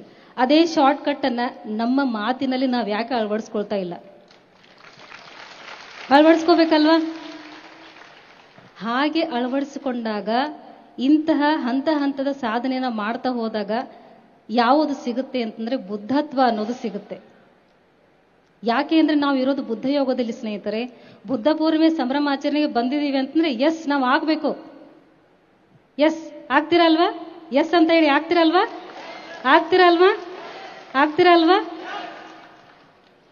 ಮಾತಿನಲ್ಲಿ ಏನಿರ್ಬೇಕು? ಸ್ಪಷ್ಟತೆ ಇರಬೇಕು, ಪ್ರಾಮಾಣಿಕತೆ ಇರಬೇಕು. ಯಾಕೆಂದ್ರೆ ಮೃದು ವಚನವೇ ಸಕಲ ತಪಂಗಳಯ್ಯ, ಮೃದು ವಚನವೇ ಸಕಲ ಜಪಂಗಳಯ್ಯ. ಮಾಸ್ಟರ್ಸ್ ಬಸವಣ್ಣವರು ತಿರುಗಾಡಿದಂತಹ ನಾಡಿದು. ಅವ್ರು ಹೇಳಿದ್ದಾರೆ, ಮಾತೆಂಬುದು ಜ್ಯೋತಿರ್ಲಿಂಗ, ನುಡಿದರೆ ಮುತ್ತಿನ ಹಾರದಂತಿರಬೇಕು. ಹೇಗಿರ್ಬೇಕು ಮಾತು? ಲಿಂಗ ಮೆಚ್ಚಿ ಅಹುದಹುದೇನಬೇಕು. ಯಾವುದು ಲಿಂಗ? ಹೊರಗಡೆ ಇರತಕ್ಕಂತಹ ದೇವರ ಇಲ್ಲ, ದೇಹ ಎನ್ನುವಂತಹ ದೇವಾಲಯದ ಒಳಗಡೆ ಇರುವಂತಹ ಆತ್ಮವೇ ಲಿಂಗ. ಆ ಲಿಂಗಕ್ಕೆ ನಿಮ್ಮ ಮಾತು ಮೆಚ್ಚುಗೆ ಆಗ್ಬೇಕು. ಒಳಗಡೆ ಒಂದು ಬರ್ತಾ ಇರುತ್ತೆ, ಬಾಯಿಯಿಂದ ಹೊರಗಡೆ ಒಂದು ಹೇಳ್ತಾ ಇರ್ತೀವಿ, ಅದಕ್ಕೆ ಅದು ಮೆಚ್ಚೋದಿಲ್ಲ. ಹಾಗಾಗಿ ಲಿಂಗ ಮೆಚ್ಚಿ ಅಹುದಹುದ್ ಎನ್ನಬೇಕು ಅಂತಂದ್ರೆ ನಮ್ಮ ಮಾತು ಹೇಗಿರ್ಬೇಕು? ಸ್ಪಷ್ಟವಾಗಿರ್ಬೇಕು, ಸತ್ಯವನ್ನೇ ಮಾತಾಡಬೇಕು. ನಮ್ಮ ಮಾತಿನಲ್ಲಿ ಸತ್ಯ ಇರಬೇಕು ಸ್ನೇಹಿತರೆ. ಮಾತು ಶಕ್ತಿ ಇದೆ ಅಂತ ಹೇಳ್ಬಿಟ್ಟು ಸುಮ್ಮನೆ ಮಾತಾಡ್ತಾ ಇರಬಾರ್ದು. ಮಾತಿನ ಮಧ್ಯೆ ಮೌನವನ್ನು ಅಳವಡಿಸಿದರೆ ಮಾಧವರಾಗ್ತೀವಿ. ಏನಾಗ್ತಿದೆ ಹೇಳಿ? ಮಾತಿನ ಮಧ್ಯೆ ಮೌನವನ್ನ ಅಳವಡಿಸ್ಕೊಂಡ್ವಿ ಅಂತಂದ್ರೆ ಮಾಧವರಾಗ್ತೀವಿ. ಬರೀ ಮಾತಾಡ್ತಾನೆ ಇದ್ವಿ ಅಂತಂದ್ರೆ ಮಾನವರಾಗೇ ಇರ್ತೀವಿ. ನಾವೆಲ್ಲರೂ ಮಾಧವರಾಗ್ಬೇಕಲ್ವಾ? ಹಮ್ ಸಬ್ ಭಗವಾನ್ ಹೈ ಮೇರೆ ಪ್ಯಾರೆ ದೋಸ್ತೋ. ನಾವೆಲ್ಲರೂ ಕೂಡ ದೈವಾಂಶ ಸಂಭೂತರು. ದೇವರು ನೋಡಿ ಪ್ರತ್ಯಕ್ಷ ಆದ ತಕ್ಷಣ ಸುಮ್ಮನೆ ಪಟಪಟ ಅಂತ ಮಾತಾಡುತ್ತಾ ಇಲ್ಲ. ಏನಾದ್ರೂ ಕೇಳಿದ್ರೆ ತಥಾಸ್ತು ಅಂತ ಮಾತ್ರ ಹೇಳ್ತಾರೆ. ಅಂದ್ರೆ ಮಾತಿನಲ್ಲಿ ಶಕ್ತಿ ಬರಬೇಕು. ಮಾತಿಗೆ ಶಕ್ತಿ ಬರಬೇಕು ಅಂದ್ರೆ ನಮ್ಮ ಮಾತು ಕಡಿಮೆ ಇರಬೇಕು. ಜೀಸಸ್ ಹೇಳ್ತಾರೆ, ಬಾಯಿ ಒಳಗೆ ಹೋಗೋದು ಮುಖ್ಯ ಅಲ್ಲ, ಬಾಯಿಯಿಂದ ಹೊರಗಡೆ ಬರೋದು ತುಂಬಾ ಮುಖ್ಯ ಆಗುತ್ತೆ. ಮಾಸ್ಟರ್ಸ್, ಸರಿಯಾದ ಪದಗಳನ್ನ ಬಳಸಿದ್ರೆ ಆ ಪದಗಳೇ ನಮ್ಮನ್ನ ಬೆಳೆಸುತ್ತೆ. ಆ ಪದಗಳೇ ನಮ್ಮನ್ನ ಬೆಳೆಸುತ್ತೆ. ಏನು? ಬಾಹ್ಯದಲ್ಲ, ಅಂತರಂಗದಲ್ಲಿ ನಮ್ಮದ ಚೈತನ್ಯವನ್ನ ವೃದ್ಧಿ ಮಾಡುತ್ತೆ. ಚೈತನ್ಯ ವೃದ್ಧಿ ಆಗ್ಬೇಕಲ್ವಾ? ಆ ಚೈತನ್ಯ ವೃದ್ಧಿ ಆಗ್ಬೇಕು ಅಂತಂದ್ರೆ ಏನ್ ಮಾಡೋಣ? ಕಡಿಮೆ ಮಾತುಗಳನ್ನ ಆಡೋಣ. ಎಷ್ಟು ಬೇಕು ಅಷ್ಟೇ ಮಾತುಗಳು. ಮಾತಿನಲ್ಲಿ ಸರಳತೆ ಇರಲಿ, ಸಹಜತೆ ಇರಲಿ. ಸುಮ್ಮನೆ ಅರ್ಥ ಆಗದೇ ಇರೋ ತರ ಮಾತಾಡೋದಲ್ಲ. ಚಿಕ್ಕ ಮಗುವಿಗೂ ಅರ್ಥ ಆಗ್ಬೇಕು ಅಂತಹ ಮಾತುಗಳನ್ನ ಮಾತಾಡು. ನಾವು ಕಂಟ್ರೋಲ್ ಇಟ್ಕೊಂಡಿರ್ತೀವಿ, AC ಕಂಟ್ರೋಲು, TV ಕಂಟ್ರೋಲರು ಎಲ್ಲ ರಿಮೋಟ್ ಕಂಟ್ರೋಲ್ ಇದೆ ಅಲ್ವಾ? ಮನೆಗಳಲ್ಲಿ ರಿಮೋಟ್ ಕಂಟ್ರೋಲ್ ಇಟ್ಕೊಂಡಿರ್ತೀವಿ, ಇದೆ ಅಲ್ವಾ ರಿಮೋಟ್ ಕಂಟ್ರೋಲ್ಸ್ ಅಲ್ವಾ? ಎಲ್ಲ ಕಂಟ್ರೋಲ್ ಇದೆ ನಮ್ಮ ಮನೇಲಿ. ಬಟ್ ಮಾತಿನ ಮೇಲೆ ಕಂಟ್ರೋಲ್ ಅಂತಕ್ಕಂಥದ್ದು ಎಲ್ಲೂ ಇಲ್ಲ. ಅದನ್ನ ಯಾರು ಮಾಡ್ತಾರೆ? ಬೇರೆ ಯಾರು ಮಾಡೋಕ್ಕಾಗಲ್ಲ ಸ್ನೇಹಿತರೆ. ಯಾರು ಮಾಡಬೇಕು? ನಾವೇ ಮಾಡಬೇಕು. ಅಯ್ಯಪ್ಪ ಪಿಂಡಿ ಸರ್ ಹೇಳಿದ್ರು, ಸಂಧ್ಯಾ ಮೇಡಮ್ ಅವರು ಹೇಳಿದ್ರು, ಬಸವರಾಜ್ ಸರ್ ಅವರು ಕೂಡ ಅದನ್ನೇ ಹೇಳ್ತಾ ಬಂದ್ರು. ಅದೆಲ್ಲದರೊಳಗೆ ಇರ್ತಕ್ಕಂಥ ಸೂಕ್ಷ್ಮತೆಗಳು ಏನು ಅಂತಂದ್ರೆ, ಎಲ್ಲಿಂದ ಶುರುವಾಗುತ್ತೆ ಆಧ್ಯಾತ್ಮಿಕ ಪಯಣ? ಇಲ್ಲಿಂದಾನೇ ಶುರುವಾಗುತ್ತೆ ಸ್ನೇಹಿತರೆ. ಒಳಗಡೆ ಇರುವಂತಹ ಜ್ಞಾನ ಹೊರಗಡೆ ಬರಬೇಕು ಅಂದರೆ ಇದೇ ದ್ವಾರ ಅಲ್ವಾ?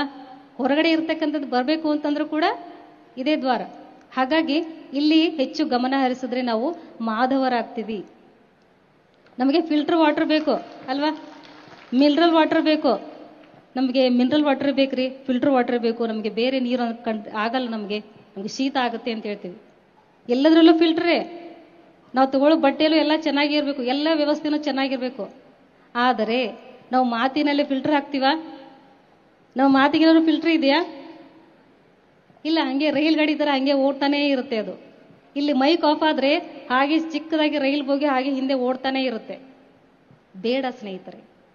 ಸಿಂಪಲ್ ಆಗಿ ಹೇಳಿದ್ದಾರೆ ಪತ್ರಿ ಸರು, ನೀನು ಯೋಗಿ ಆಗ್ಬೇಕಾದ್ರೆ ಮೊದಲು ಮಾತನ್ನ ಕಡಿಮೆ ಮಾಡು. ಅವ್ರು ಎಲ್ರಿಗೂ ಹೇಳ್ತಾ ಇದ್ದದ್ದು ಅದನ್ನೇ, ನೀನು ದೇವರಾಗು ಅಂತ ಹೇಳ್ತಾ ಇದ್ರು. ದೇವರಾಗೋದಕ್ಕೆ ಹೆಜ್ಜೆ ಹೆಜ್ಜೆಯನ್ನ ಇಡ್ತಾ ಹೋಗ್ತಾ ಇದ್ದೀವಿ. ಏನು? ಧ್ಯಾನ ಮತ್ತೆ ಮೌನ ಒಂದು ನಾಣ್ಯದ ಎರಡು ಮುಖಗಳು ಸ್ನೇಹಿತರೆ. ಹಾಗಾಗಿ ಅಂತಹ ಮಾತು ನೋಡಿ, ಯಾವುದೇ ಕ್ಷೇತ್ರ, ಊಟದ ಕ್ಷೇತ್ರ, ಆ ಕ್ಷೇತ್ರ ಈ ಕ್ಷೇತ್ರ ಅಂತೆಲ್ಲ ಹೇಳಿಲ್ಲ. ವಾಕ್ ಕ್ಷೇತ್ರ ಅಂತ ಹೇಳಿದ್ದಾರೆ, ವಾಕ್ ಸಿದ್ಧಿ ಅಂತ ಹೇಳಿದ್ದಾರೆ. ಧರ್ಮದ 5 ಅಂಶಗಳು ಓಜ, ತೇಜ, ಸಹ, ಬಲ, ವಾಕ್ ಅಂತ ಹೇಳಿದ್ದಾರೆ. ವಾಕ್ ಸಿದ್ಧಿ ಆಗ್ಬೇಕು ಸ್ನೇಹಿತರೆ. ನಮ್ಮ ಮಾತು ಏನಾಗಬೇಕು? ಮಂತ್ರ ಆಗ್ಬೇಕು. ಏನಾಗ್ಬೇಕು ಹೇಳಿ? ಜೋರಾಗಿ ಹೇಳಿ. ಏನಾಗ್ಬೇಕು? ನಮ್ಮ ಮಾತು ಎಸ್, ಆ ನಮ್ಮ ಮಾತು ಮಂತ್ರ ಆಗ್ಬೇಕು ಅಂತಂದ್ರೆ ನಮ್ಮ ಮಾತಿನಲ್ಲಿ ಹಿಡಿತಾ ಇರಬೇಕು. ಓಕೆ. ವಾಕ್ಕ್ಷೇತ್ರದ ಬಗ್ಗೆ ಪತ್ರಿಜಿ ಗುರುಗಳು ಬರೆದಿರ್ತಕ್ಕಂಥ ಹಲವಾರು ಪುಸ್ತಕಗಳಿದೆ ಸ್ನೇಹಿತರೆ. ದಯಮಾಡಿ ಬುಕ್ ಸ್ಟಾಲ್ಗಳಲ್ಲಿ ಹೋಗಿ ವಾಕ್ಕ್ಷೇತ್ರ ಅನ್ನುವಂತಹ ಪುಸ್ತಕವನ್ನ ಖರೀದಿ ಮಾಡಿ. ಪ್ರತಿಯೊಬ್ಬ ಧ್ಯಾನಿಯ ಮನೆಯಲ್ಲಿ ವಾಕ್ಕ್ಷೇತ್ರ ಅನ್ನುವಂತಹ ಬುಕ್ಕು ಇರಲೇಬೇಕು. ಎಷ್ಟು ಜನ ತಗೋತೀರಾ? ಕೈ ಎತ್ತಿ. ಎಲ್ಲರೂ ತಗೋತೀರಾ? ಒಂದ್ಸಾರಿ ಜೋರಾಗಿ ಕ್ಲಾಪ್ ಮಾಡಿ. ಥ್ಯಾಂಕ್ ಯು ಸ್ನೇಹಿತರೆ. ಸೊ ವಾಕ್ಕ್ಷೇತ್ರ ನೆನಪಿರ್ಲಿ. ಮಾತಿನ ಮೇಲೆ, ಮಾತಿನ ಮಧ್ಯೆ ಮೌನವನ್ನು ಅಳವಡಿಸ್ಕೊಂಡ್ರಿ ಅಂತಂದ್ರೆ ಏನಾಗ್ತೀರಿ? ಮಾಧವರಾಗ್ತೀರಿ. ಒಂದು ಕಾಮನ್ ಆಗಿ ವರ್ಡನ್ನ ಯೂಸ್ ಮಾಡ್ತಾ ಇದ್ದೀರಾ ಎಲ್ಲರೂ ಕೂಡ. ಆರಾಮಿದ್ದೀರಾ? ಚೆನ್ನಾಗಿದ್ದೀರಾ? No masters. ನಾವು ಆರಾಮಿರೋದಕ್ಕೆ, ಚೆನ್ನಾಗಿರೋದಕ್ಕೇನೆ ಇಲ್ಲಿಗೆ ಬಂದಿದ್ದೀವಿ. ಹೇಗೆ ಮಾತಾಡಬೇಕು ಅಂತಂದ್ರೆ, ಯಾವಾಗ ಬಂದ್ರಿ, ಏನ್ ಸಮಾಚಾರ, ನಿಮ್ಮ ಧ್ಯಾನ ಹೇಗೆ ನಡೀತಾ ಇದೆ, ಇದು ಬುದ್ಧತ್ವ ಹೊಂದೋದಕ್ಕೆ ಬಂದಿದ್ದೀವಿ. ಬುದ್ಧರೇ ಆಗೋಣ ಅಂತ ಹೇಳ್ತಾ, thank you masters. Thank you sir. Thank you Vishalakshi. Masters, ಪತ್ರಿಜಿಯವರು ಯಾವಾಗಲೂ ಒಂದು ಮಾತು ಹೇಳ್ತಾ ಇದ್ರು, ಮಾತನಾಡಕ್ಕೆ ಬಂದರೆ ಮಾತ್ರ ಮಾತಾಡು, ಇಲ್ಲ ಅಂದರೆ ಬಾಯಿ ಮುಚ್ಕೊಂಡು ಸುಮ್ಕೂಡು. ಸೊ ಹಾಗೆ ಪತ್ರಿಜಿಯವರ ಬೋಧನೆಗಳಲ್ಲಿ ಬಹಳ ಮುಖ್ಯವಾದಂಥ ಇನ್ನೊಂದು ಬೋಧನೆ ಇದೆ. ಭಗವಾನ್ ಬುದ್ಧರು ಹೇಳಿದ್ದು, ಆಚಾರ್ಯ ನಾಗಾರ್ಜುನ ಅವರು ಹೇಳಿದ್ದು, ಪ್ರಪಂಚಕ್ಕೆ ಸುವಿಸ್ತಾರವಾಗಿ ಪ್ರಚಾರ ಮಾಡಿದ್ದು ಪತ್ರಿಜಿಯವರ ಮುಖಾಂತರ ಪ್ರಚಾರವಾಗಿದ್ದಂಥ ಅದ್ಭುತವಾದ ಬೋಧನೆ ಏನಪ್ಪ ಅಂದರೆ ಮಧ್ಯ ಮಾರ್ಗ. ಶಬ್ದ ಕೇಳಿದ್ದೀರಾ? ಮಧ್ಯ ಮಾರ್ಗ.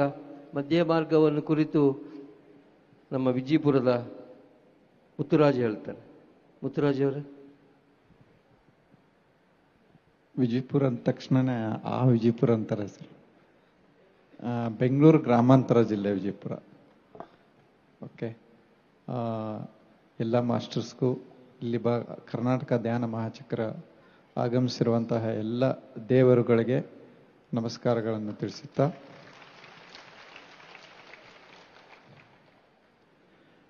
ಯಾರ್ಯಾರು ಹೊಸಬ್ರು ಬಂದಿದ್ದೀರಾ ಮಾಸ್ಟರ್ಸು, ಇವತ್ತು ನಿಮ್ಮ ಜೀವನದಲ್ಲಿ ಒಂದು ಸುದಿನ ಅಂತ ಅನ್ಕೋಬೇಕು.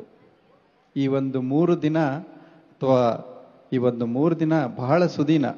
ನಿಮ್ಮ ಒಂದು ಜೀವನದಲ್ಲಿ ಎಷ್ಟೋ ಪುಟಗಳಿರ್ಬೋದು, ಅದರಲ್ಲಿ ಒಳ್ಳೆಯದು ಇರ್ಬೋದು, ಅದರಲ್ಲಿ ಕೆಟ್ಟದ್ದು ಇರ್ಬೋದು. ಬಟ್ಟು ಇದು ಒಂದು ಪುಟ ನೀವು ಇವತ್ತು ಮನೆಗೆ ಹೋಗ್ಬಿಟ್ಟು ಧ್ಯಾನ ಮಹಾಚಕ್ರ ಮುಗಿದು ಹೋದ್ಮೇಲೆ ನೀವು ಬರ್ಕೋಬೇಕು ಒಂದು ಡೈರಿಯಲ್ಲಿ, ಈ ಒಂದು ದಿನ ನಾನು ಇಲ್ಲಿಗೆ ಬಂದಿದ್ದೆ, ಇಂಥದ್ದನ್ನು ಕಲ್ಕೊಂಡು ಹೋಗಿದ್ದೀನಿ. ಯಾಕಂದರೆ ಮುಂದೆ ನಿಮಗೆ ಮಾಡ್ತಾ ಮಾಡ್ತಾ ಗೊತ್ತಾಗುತ್ತೆ ಏನು ಅಂಥೇಳಿ, ಇದು ಮಹತ್ವ ಏನು ಅಂಥೇಳಿ. ಈ ಪಿರಮಿಡ್ ವ್ಯಾಲಿ ಇರ್ಬೋದು, ಈ ಒಂದು ಸ್ಥಳ ಇರ್ಬೋದು, ಈ ಎಲ್ಲ ಮಾಸ್ಟರ್ಸ್ಗಳ ಸಂದೇಶ ಇರ್ಬೋದು. ಓಕೆ. ನನಗೆ ಕೊಟ್ಟಂತಹ, ನಾನು ಮಧ್ಯ ಮಾರ್ಗ, ಮಿಡಲ್ ಪಾತ್, ಎಲ್ಲರೂ ಕೇಳಿರ್ತೀರ. ಇಲ್ಲಿ ಸಂಧ್ಯಾ ವೆಂಕಟೇಶ್ ಮೇಡಮ್ ಅವರು ಇರ್ಬೋದು, 18 ಸೂತ್ರಗಳ ಬಗ್ಗೆ ಹೇಳಿದರು. ಆಮೇಲೆ ಬಸವರಾಜ್ ಸರು ನೋ ಕಂಪ್ಲೇಂಟ್ಸ್, ನೋ ಜಡ್ಜ್ಮೆಂಟ್ಸ್, ನಾನ್ ಇಂಟರ್ಫಿಯರೆನ್ಸ್ ಅದ್ರ ಬಗ್ಗೆ ಹೇಳಿದರು. ಮತ್ತೆ ವಾಕ್ಕ್ಷೇತ್ರ ಹೇಗೆ ಮಾತಾಡ್ಬೇಕು ಇದೆಲ್ಲ ಹೇಳಿದರು. ಇದೆಲ್ಲ ಪತ್ರಿಜಿ ಕಾನ್ಸೆಪ್ಟು. ಮತ್ತೆ ನೆಕ್ಸ್ಟು ಮಿಡಲ್ ಪಾತ್ ಇಲ್ಲಿ ಬರುತ್ತೆ ನೋಡಿ. ನಾನು ಒಂದು ಉದಾಹರಣೆ ಹೇಳ್ತೀನಿ. ಇವಾಗ ನಾವೆಲ್ಲ ಚೆನ್ನಾಗಿ ಧ್ಯಾನ ಮಾಡ್ತಾ ಇದ್ದೀವಿ, ಚೆನ್ನಾಗಿ ಸತ್ಸಂಗ ಕೇಳ್ತಾ ಇದ್ದೀವಿ. ನಾವು ಒಬ್ಬರೇ ಮನೆಯಲ್ಲಿ ಧ್ಯಾನ ಮಾಡ್ತಿದ್ದೀವಿ, ಇಲ್ಲಿ ಬಂದಿದ್ದೀವಿ ಅಂತ ಅನ್ಕೊಳ್ಳೋಣ. ಓಕೆ, ಮನೆಯಲ್ಲಿ ಹೋದ ತಕ್ಷಣ ಶುರು ಆಗ್ಬಿಡುತ್ತೆ. ನಿಮ್ಮ ಮನೆಯವರಿರ್ಬೋದು ಅಥವಾ ನಿಮ್ಮ ಮಕ್ಕಳಿರ್ಬೋದು, ನಿಮಗೇನು, ಯಾಕಂದ್ರೆ ಈ ಎನರ್ಜಿ ಇರುತ್ತೆ ನಿಮಗೆ, ಈ ಎನರ್ಜಿ ಬಿಡಕ್ಕೆ ಆಗ್ತಿರಲ್ಲ. ಎಲ್ಲ ತಿಳ್ಕೊಂಡ್ಬಿಟ್ಟಿರ್ತೀವಿ. ಇಲ್ಲಿ ವಾಕ್ಕ್ಷೇತ್ರ ಹೇಳಿದ್ರು, ಇಲ್ಲಿ ಯಾರ ಬಗ್ಗೆ ಮಾತಾಡಬಾರ್ದು ಅಂತ ಹೇಳಿದ್ರು, ಅಲ್ಲಿ 18 ಸೂತ್ರ ಹೇಳಿದ್ರು, ಎಲ್ಲ ಸ್ಟಾಪ್ ಮಾಡಿಬಿಟ್ಟಿರ್ತೀವಿ ನಾವು. ಏನು ಎಲ್ಲ ವಾಕ್ಕ್ಷೇತ್ರ ಮಾತಾಡ್ಬಾರ್ದ್ರೆ ಮೌನ ಆಗ್ಬಿಟ್ಟಿರ್ತೀವಿ ನಾವು. ಮತ್ತೆ ನಾನು ಇಂಟ್ರೆಸ್ಟ್ ಇನ್ನೊಬ್ಬರ ಬಗ್ಗೆ ಮಾತಾಡೋದು ಕಡಿಮೆ ಮಾಡಿಬಿಟ್ಟಿರ್ತೀವಿ. ಅಲ್ಲಿ ಅವ್ರು 18 ಸೂತ್ರ ಇನ್ನು ಪೂಜೆ ಮಾಡೋದು, ದೇವಸ್ಥಾನ, ಅದು ಎಲ್ಲ ಸ್ಟಾಪ್ ಆಗಿಬಿಟ್ಟಿರುತ್ತೆ. ಇನ್ನು ಏನಪ್ಪ ಅಲ್ಲಿ ಬರುತ್ತೆ ನೋಡಿ, ಅಲ್ಲಿ ಪ್ರಾಬ್ಲಮ್ ಶುರು ಆಗುತ್ತೆ, ಅಲ್ಲಿ ಸಮಸ್ಯೆ ಶುರು ಆಗುತ್ತೆ. ಏನ್ ಅನ್ಕೋತಾರೆ ಮನೆಯಲ್ಲಿ, ಹಿಡಿದಿದೆ ಅವನಿಗೆ, ಲೂಸ್ ಆಗಿದ್ದಾನೆ, ಇವನ್ಗೆ ಹುಚ್ಚು ಹಿಡಿದಿದೆ ಅಂತಾರೆ. ಹೌದಲ್ವಾ? ಎಸ್, ಅದೇ ಮಧ್ಯ ಮಾರ್ಗ, ಮಿಡಲ್ ಪಾತ್ ಅಂದ್ರೆ ಏನು, ನೀವಿಲ್ಲಿ ಎಷ್ಟು ನಾವು ಅಳವಡಿಸ್ಕೊಂಡಿದ್ದೀವಿ, ಹೇಗೆ ಮಾತಾಡಬೇಕು, ನಾನು ಇನ್ನೊಬ್ಬರ ಬಗ್ಗೆ ಏನನ್ನ ಮಾತಾಡಬೇಕು, ಇದನ್ನೆಲ್ಲ ತಿಳ್ಕೊಂಡ್ಮೇಲೆ ನಮ್ಮನ್ನು ನೋಡಿ ಅವರು ಕಲಿಬೇಕು. ಅದೇ ಮಿಡಲ್ ಪಾತ್. ಅಂದ್ರೆ ಇನ್ನೊಬ್ಬರ ಬಗ್ಗೆ ಮಾತಾಡ್ತಾ ಇಲ್ಲ, ನಾನು ಇನ್ನೊಂದು ಬೇರೆ ಮಾತಾಡೋದ್ರಲ್ಲಿ ನಾನು ಎಷ್ಟು ಬದಲಾವಣೆ ಆಗಿದೆ. ಈಗ ನಾವು ಸಡನ್ ಆಗಿ ಧ್ಯಾನ ಮಾಡಿ ನಮ್ಮ ಮನೆಯವ್ರಿಗೆ, ಈಗ ನಮ್ಮ ಮನೆಯಲ್ಲಿರೋರಿಗೆ ಹೇಳ್ತಾ ಇರ್ತೀವಿ ನಾವು, ನೀನು ಧ್ಯಾನ ಮಾಡು, ನೀನು ಧ್ಯಾನ ಮಾಡು ಅಂತ. ಬರೋದಿಲ್ಲ ಸಡನ್ ಆಗಿ. ಈಗ ನಾವು ಯಾಕಂದ್ರೆ ನಮ್ಗೆ ಒಳ್ಳೇದಾಗಿದೆ ಅಂದ್ರೆ ನಾವು ಅವ್ರು ಧ್ಯಾನ ಮಾಡಬೇಕು ಅಂತ ಅವ್ರಿಗೆ ನಮಗಿಷ್ಟು ಇರುತ್ತೆ, ನನಗಿಷ್ಟು ಒಳ್ಳೇದಾಗಿದೆ, ಅವರು ಧ್ಯಾನ ಮಾಡಬೇಕು ಅಂತ. ಕರೆಕ್ಟು, ನೀವು ಹೇಳೋದು ಕರೆಕ್ಟು. ಬಟ್ ಅಲ್ಲಿ ಅವರು ಅರ್ಥ ಮಾಡ್ಕೊಳ್ಳುವಂಥ ಸ್ಥಿತಿಯಲ್ಲಿರಲ್ಲ. ಅವಾಗ ನಿಮ್ಮ ನಡವಳಿಕೆ, ನಮ್ಮಲ್ಲಿರುವಂತಹ ನಡವಳಿಕೆ, ನಮ್ಮಲ್ಲಿರುವಂತಹ ಬದಲಾವಣೆ, ಅವರನ್ನ ಪ್ರೀತಿಸ್ಬೇಕು. ಮೊದಲು ಅವರ ಮನಸ್ಥಿತಿಯನ್ನ ಅರ್ಥ ಮಾಡ್ಕೋಬೇಕು. ಅವರು ಒಳಗಡೆ ಹೋದಾಗ, ನಮ್ಮ ಒಳಗಡೆ ಹೋದಾಗ ನಾವು ಅವರನ್ನ ಅರ್ಥ ಮಾಡ್ಕೊಂತೀವಿ. ಒಂದು ಇಂಗ್ಲಿಷ್ನಲ್ಲಿ ಒಂದು ಪದ ಬರುತ್ತೆ, walking into others shoes ಅಂತ ಹೇಳ್ತೀವಿ. ಅಂದ್ರೆ ಬೇರೆಯವರನ್ನ ಅರ್ಥ ಮಾಡ್ಕೋಬೇಕಂದ್ರೆ ಫಸ್ಟ್ ನನ್ನ ಬಗ್ಗೆ ನಾನು ಅರ್ಥ ಮಾಡ್ಕೋಬೇಕು. ನನ್ನ ಬಗ್ಗೆ ನಾನು ಯಾವಾಗ ಅರ್ಥ ಮಾಡ್ಕೊಂತೀನಿ ನೋಡಿ, ಎಸ್, ಇನ್ನೊಬ್ಬರ ಬಗ್ಗೆ ನಾನು ಸರಳವಾಗಿ ಸಹಜವಾಗಿ ಅರ್ಥ ಮಾಡ್ಕೊಂತೀನಿ. ಅದಕ್ಕೆ ಅತಿ ಸರ್ವತ್ ವಜ್ರೇಯತ್ ಅಂತ ಹೇಳ್ತಾರೆ. ಅಂದ್ರೆ ಎಲ್ಲನೂ ಕೂಡ ಲಿಮಿಟ್ ಇರಬೇಕು, ಸೀಮಿತ ಇರಬೇಕು. ಎಲ್ಲನೂ ಕೂಡ ಅತಿ ಏನ್ ಮಾಡ್ತೀವಿ, ಇಲ್ಲಿ ಬಂದಿದ್ದೀವಿ, ಉಚಿತವಾಗಿ ಆಹಾರ ಇದೆ, ಫ್ರೀಯಾಗಿ ಸಿಗುತ್ತೆ ಅಂತ ಫುಲ್ಲು ತಿಂದ್ಬಿಡೋದು, ಎಲ್ಲ ತಿಂದ್ಬಿಡೋದು. ಏನೋ ನಾಳೆಗೆ ಆಗಷ್ಟೂ ತಿಂದ್ಬಿಡೋದು ಇವತ್ತೇ. ಅಂದ್ರೆ ಎಷ್ಟು ತಿನ್ಬೇಕು ಅಷ್ಟೇ ತಿನ್ಬೇಕು. 3 ರೊಟ್ಟಿ 3 ಚಪಾತಿ ತಿನ್ಬೇಕು ಅಂದ್ರೆ 3 ತಿನ್ಬೇಕು, 4 ತಿನ್ಬಾರ್ದು. 4 ತಿನ್ಬೇಕು, 2 ತಿನ್ಬೇಕಂದ್ರೆ 2 ತಿನ್ಬೇಕು, 3 ತಿನ್ಬಾರ್ದು. ಬೆಳಗ್ಗೆ ಎದ್ದ ತಕ್ಷಣ ನಮ್ದು ದೈನಂದಿನ ಚಟುವಟಿಕೆ ಶುರು ಆಗುತ್ತೆ. ಫಸ್ಟ್ ಏನ್ ಮಾಡ್ಬೇಕು, we have to take care of our bodies. First ನಮ್ಮ ಶರೀರವನ್ನು ನೋಡ್ಕೋಬೇಕು. ಶರೀರ ಆದ್ಮೇಲೆ ನಮ್ಮ ಕುಟುಂಬವನ್ನು ಚೆನ್ನಾಗಿ ನೋಡ್ಕೋಬೇಕು. ಕುಟುಂಬದಲ್ಲಿ ನನ್ನ ಹೆಂಡತಿ ಇರ್ಬೋದು, ನನ್ನ ಗಂಡ ಇರ್ಬೋದು, ನನ್ನ ಮಕ್ಕಳ ಇರ್ಬೋದು. ಇದು ಸುಮಾರು ನಾನು ನೋಡ್ದಂಗೆ ಸುಮಾರು ಮಾಸ್ಟರ್ಸು, ಸೀನಿಯರ್ ಮಾಸ್ಟರ್ಸ್ ಇರ್ಬೋದು, ಅಥವಾ ತುಂಬಾ ನಾವು ಹೋಗ್ಬಿಡ್ತೀವಿ, ತುಂಬಾ ಆಳವಾಗಿ ಹೋಗ್ಬಿಡ್ತೀವಿ. ಆಳವಾಗಿ ಹೋದಾಗ ಎಲ್ಲನೂ ನಾವು ಏನಾಗುತ್ತೆ, ಫಸ್ಟ್ ಎಲ್ಲ ಏನಾಗುತ್ತೆ, ನಾವು ಧ್ಯಾನಕ್ಕೆ ಬಂದ್ಮೇಲೆ ನನಗೂ ಕೂಡ ಸೆಲ್ಫ್ ಎಕ್ಸ್ಪೀರಿಯನ್ಸ್, ಎಲ್ಲಿ ಸನ್ಯಾಸಿ ಆಗ್ಬಿಡ್ತಾನೋ, ಜಾಸ್ತಿ ಧ್ಯಾನ ಮಾಡ್ತಾ ಇದನ್ನ, ಎಲ್ಲಿ ಎಲ್ಲ ಬಿಟ್ಟು ಹೋಗ್ಬಿಡ್ತಾನೋ, ಇದು ಬರುತ್ತೆ. ಇದು ಎಲ್ಲರಲ್ಲಿ ಪ್ರಶ್ನೆ ಇದೆ, ಇದು ಕಾಮನ್ ಕ್ವಶನ್. ಇದು ಎಲ್ಲಿ ಸನ್ಯಾಸಿ ಆಗ್ಬಿಡ್ತಾನೋ, ಎಲ್ಲಿ ಪಿರಮಿಡ್ ವ್ಯಾಲಿಗೆ ಬಂದ್ರೆ ಹೋಗ್ತಾ ಇದ್ದಾನೆ, ಬೇಡ ಅಂತಾರೆ. ಯಾಕಂದ್ರೆ ಎಲ್ಲಿ ಬಿಟ್ಟು ಹೋಗ್ತಾ ಇದೀವಿ, ಎಲ್ಲಿ ಹಣ ಸಂಪಾದನೆ ಮಾಡಿಬಿಡ್ತೀವಿ, ಎಲ್ಲಿ ಓದೋದನ್ನು ಬಿಡ್ತೀವಿ, ಎಲ್ಲಿ ಮನೆ ಕೆಲಸ ಎಲ್ಲಿ ಬಿಟ್ಬಿಡ್ತೀವಿ ಮಾಡೋದನ್ನ. ಯಾಕಂದ್ರೆ ಎಲ್ಲನೂ ಕೂಡ ಬರೀ ಧ್ಯಾನ ಸತ್ಸಂಗ. ಎಸ್, ಎಲ್ಲನೂ ಬೇಕು. ಬಟ್ ಏನಂದ್ರೆ ಲಿಮಿಟ್ ಆಗಿರ್ಬೇಕು. ನಾವು ನಮ್ಮ ಜವಾಬ್ದಾರಿ ಏನಂತಂದ್ರೆ ನಮ್ಮ ಜೊತೆಗೆ ನಮ್ಮ ಮಕ್ಕಳನ್ನ ಕೇರ್ ಮಾಡಬೇಕು, ನಮ್ಮ ಹೆಂಡತಿಯನ್ನ ನಾವು ಕೇರ್ ಮಾಡಬೇಕು. ನಮ್ಮ ಕುಟುಂಬ ಅದರ ಜೊತೆಗೆ ನಮ್ಮ ಸಮಾಜವನ್ನು ಕೂಡ ನಾವು ನೋಡ್ಕೋಬೇಕು. ಇದು ಮಿಡಲ್ ಪಾತ್. ಇಲ್ಲಂದ್ರೆ ಏನಾಗುತ್ತೆ, ನಾನು ಸಪೋಸ್ ನನ್ನ ಹೆಂಡತಿಗೆ ಏನು ಬೇಕಾದದ್ದು ಕೊಟ್ಟಿಲ್ಲ ಅನ್ಕೊಳ್ಳಿ, ಅಥವಾ ನನ್ನ ಗಂಡನಿಗೂ ಏನು ಬೇಕೋ ಅದನ್ನು ಕೊಟ್ಟಿಲ್ಲ ಅನ್ಕೊಳ್ಳಿ, ನನ್ನ ಮಗುವನ್ನ ನಾನು ಸರಿಯಾಗಿ ನೋಡ್ಕೊಂಡಿಲ್ಲ ಅನ್ಕೊಳ್ಳಿ, ಏನಾಗುತ್ತೆ, ಮತ್ತೆ ನಾನು ನೆಕ್ಸ್ಟ್ ಜನ್ಮ ತಗೋಬೇಕಾಗತ್ತೆ. ನೆಕ್ಸ್ಟ್ ಜನ್ಮ ಆ ಮಗುವಿನಿಗೋಸ್ಕರ. ಯಾಕಂದ್ರೆ ಆ ಮಗು ಅಳ್ತಾ ಇರುತ್ತೆ, ಅಲ್ಲಿ ಅದಕ್ಕೆ ಊಟ ಬೇಕಾಗಿರುತ್ತೆ, ಅದು ಅಳ್ತಾ ಇರುತ್ತೆ. ಬಟ್ ನಾನು ಇಲ್ಲಿ ಸತ್ಸಂಗ ಕೇಳಬೇಕು, ನಾನು ಧ್ಯಾನ ಮಾಡಬೇಕು. That is a wrong. Patri sir ಹೇಳಿದ it is a wrong. First you have to take care of your children, first you have to take care of your husband. ಹೌದಲ್ವಾ? ಸೊ ನಾವು ಫಸ್ಟ್ ನಮ್ಮ ಇದರ ಜೊತೆಗೆ ಆ ಧರ್ಮವನ್ನು ಅನುಸರಿಸಬೇಕು. ಆವಾಗ ಕೂಡ ನಾವು ಬುದ್ಧರಾಗಕ್ಕೆ ಸಾಧ್ಯ. ಈ ಮಿಡಲ್ ಪಾತನ್ನ ಅಳವಡಿಸ್ಕೊಂಡಾಗ ಮಾತ್ರ ನಾವು ಬುದ್ಧರಾಗ್ತೀವಿ. ಎಸ್ ಮಾಸ್ಟರ್ಸ್, ಈ ಮಿಡಲ್ ಪಾತನ್ನ ದಯವಿಟ್ಟು ಇನ್ನೂ ತುಂಬಾ ಇದೆ ಇದ್ರ ಬಗ್ಗೆ ಮಾತಾಡಿದ್ರೆ. ಸೊ ಎಲ್ಲನೂ ಕೂಡ before enlightenment after enlightenment. Before enlightenment ಇದೆಲ್ಲ ಏನು ಬಿಫೋರ್ ಎನ್ಲೈಟ್ಮೆಂಟ್ ಆದ್ಮೇಲೆ ಪತ್ರಿ ಸರ್ಗೆ ಕೂಡ ಅನಿಸ್ತಿದ್ದು, ಫಸ್ಟ್ ಎನ್ಲೈಟ್ಮೆಂಟ್ ಆದ್ಮೇಲೆ 1978ರಲ್ಲಿ ಅವ್ರಿಗೂ ಕೂಡ ಅನಿಸಿದ್ದು ಏನು, ನನಗೆ ಬೇಡ, ನಾನು ಹಿಮಾಲಯಕ್ಕೆ ಹೋಗ್ಬಿಡ್ಬೇಕು ಅಂತೇಳಿ. ಇದನ್ನ ಎಲ್ಲ ಸೀನಿಯರ್ ಮಾಸ್ಟರ್ಸ್ಗೂ ಅನ್ಸಿರುತ್ತೆ. ಯಾರು ಹೆಚ್ಚು ಧ್ಯಾನ ಇವನ್ ನನಗೂ ಕೂಡ ಅನ್ಸಿರೋದು, ಬೇಡ ನನಗೆ ಸಾಕು, ಇನ್ನ ಯಾವುದೂ ಏನೂ ಬೇಡ. ಯಾಕಂದ್ರೆ ಅಲ್ಲಿ ಆಸೆಗಳು ಏನಾಗುತ್ತೆ, ಕಡಿತ ಆಗ್ತಾ ಹೋಗುತ್ತೆ ಅಲ್ಲಿ ಆಸೆಗಳು. ಅವಾಗ ಪತ್ರಿ ಸರ್ ಏನ್ ಮಾಡಿದ್ರು, ಮತ್ತೆ ಬೇಡ, ಈ ಭೂಮಂಡಲವನ್ನೇ ಹಿಮಾಲಯ ಮಾಡಿದ್ರೆ ಹೇಗೆ? ಅವಾಗ ಅವ್ರಿಗೆ ಒಂದೇ ಥಾಟ್, ಆ ಒಂದು ಥಾಟ್ ಇಂದ ಈ ಇಡೀ ಪ್ರಪಂಚವನ್ನೇ ಅವರು ಬದಲಾವಣೆ ಮಾಡಬೇಕು, ಎಲ್ಲರನ್ನು ಬುದ್ಧರಾಗಿ ಮಾಡಬೇಕು, ಎಲ್ಲರನ್ನು ಯೋಗಿಯಾಗಿ ಮಾಡಬೇಕು. ಎಸ್, ಇದು ಒಂದು ಕಾನ್ಸೆಪ್ಟ್ ಅನ್ನು ಎಲ್ಲರೂ ಅರ್ಥ ಮಾಡ್ಕೊಳ್ಳಿ. ಎಲ್ಲರಿಗೂ ಮತ್ತೊಮ್ಮೆ ಈ ಅವಕಾಶ ಕೊಟ್ಟಂತ ನನಗೆ ಮತ್ತೊಮ್ಮೆ ಎಲ್ಲರಿಗೂ ಕೂಡ ಧನ್ಯವಾದಗಳು. Thank you masters. ಅದ್ಭುತವಾಗಿ ತಿಳಿಸ್ಕೊಟ್ಟಿದ್ದೀರಾ ಮುತ್ತುರಾಜ್ ಅವರೇ.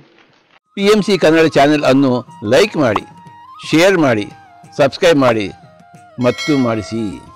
ಎಲ್ಲರಿಗೂ ಧನ್ಯವಾದಗಳು.